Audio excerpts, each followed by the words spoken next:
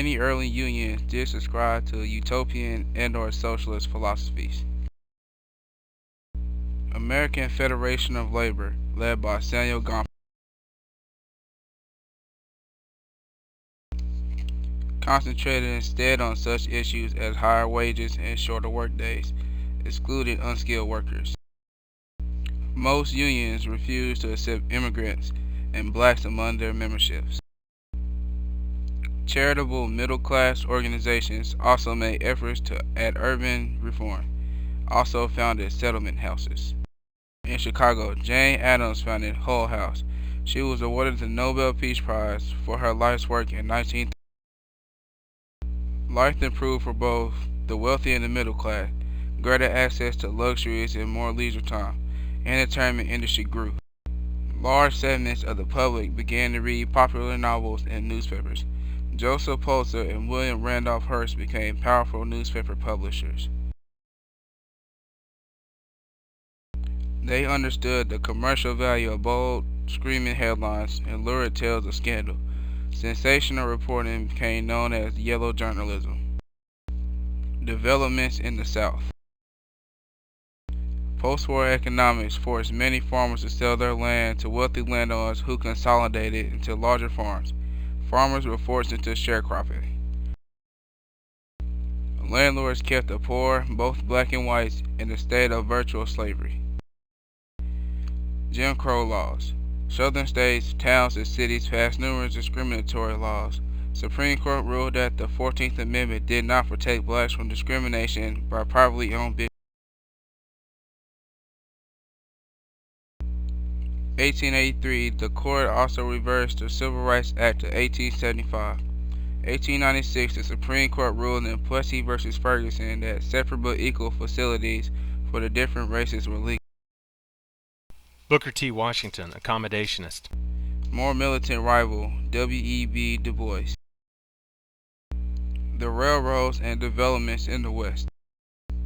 The railroads, although owned privately, were built largely at public expense. Railroads were typically overcharged wherever they owned a monopoly and undercharged in competitive and heavily trafficked markets. Rails transformed depot towns into vital cities by connecting them to civilization.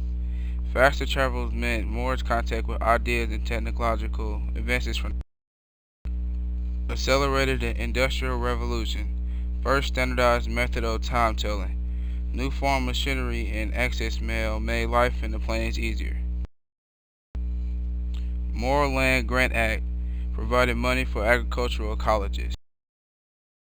Big losers in this expansionist era were Native Americans. Dawes' Severalty Act gave tracts of land to those who left the reservations. Goal was to accelerate assimilation. National politics. Mark Twain dubbed the era between Reconstruction and 1900 the Gilded Age. Politics looked good, but just beneath the surface lay crass corruption and patronage. Politics machines ran the cities. Big business bought votes in Congress. Workers had little protection from the greed of their employers. In response to the outcry over widespread corruption, the government made its first stabs at regulating itself in business. The Interstate Commerce Act created a federal Interstate Commerce Commission to regulate unfair railroad practices. Pendleton Act created the Civil Service Commission to oversee examinations for potential government employees. Susan B. Anthony convinced Congress to introduce a suffrage amendment to the Constitution. The bill was introduced every year and rarely got out of committee. American Suffrage Association fought for women's suffrage amendments as states' constitutions. By 1890, they had achieved some partial success, gaining a vote on school issues. The Silver Issue and the Populist movement. After the Civil War, production on all fronts, industrial and agricultural, increased. Greater supply accordingly led to a drop in prices. Farmers were locked into long-term debts with fixed payments. An increase in available money they correctly figured would make payments easier. It will also cause inflation, which will make the farmers' debts worthless. Banks opposed the plan, said use only gold back its money supply. The silver versus gold debate provided an issue around which farmers could organize. Grange movement. Started out as cooperatives. Soon the Granges endorsed political candidates and lobbied for legislation. Replaced by farmers' alliances, grew into a political party called the People's Party. Aside from supporting the generous coinage of silver, the populists called for government ownership in railroads and telegraph, a graduated income tax, direct election of U.S. senators, and shorter workday. Hard economic times made populist goals more popular, particularly they called for easy money. Even more radical movements gained popularity. 1894, the Socialists, led by Eugene V. Debs, gained support. Democratic candidate William Jennings Bryan ran against Republican nominee William McKinley.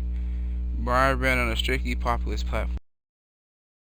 He lost the campaign. This, coupled with an improved economy, entered the populist movement. American imperialism, foreign policy. America began looking overseas to find new markets. Centennial celebration in 1876 heightened national pride. William H. Seward, Secretary of State under Lincoln and Johnson, set the precedent for increased American participation in any and all doings in the Western Hemisphere. He engineered the purchase of Alaska and invoked the Monroe Doctrine to force France out of Mexico. American business began developing markets and production facilities in Latin America. Captain Alfred T. Mahan, the influence of sea power upon history, argued that successful foreign trade relied on access to foreign ports, which required overseas colonies, and colonies in turn required a strong navy. The United States had been involved in Hawaii since the 1870s. Due in large part to the American interference, the Hawaiian economy collapsed in the 1890s. The white minority overthrew the native government, and eventually the U.S. annexed Hawaii. Do you have difficulty remembering when to use good and when to use well? Just remember, the missionaries who went to Hawaii to do good did well. The revolution in Cuba, like the Hawaiian Revolution, was instigated by the U.S. tampering with the Cuban economy. Cuban Civil War followed. When the American warship, the Maine, exploded in the Havana harbor, U.S. blamed Spain. U.S. not only drove Spain out of Cuba, but also sent a fleet of Spanish-controlled Philippines and drove the Spanish out of there too. Treaty of Paris. Spain granted Cuba independence and ceded the Philippines, Puerto Rico, and Guam to the United States. America hoped to gain entry into Asian markets. McKinley sought an open door policy for all Western nations hoping to trade with Asia. American imperialism would continue throughout Theodore Roosevelt's administration.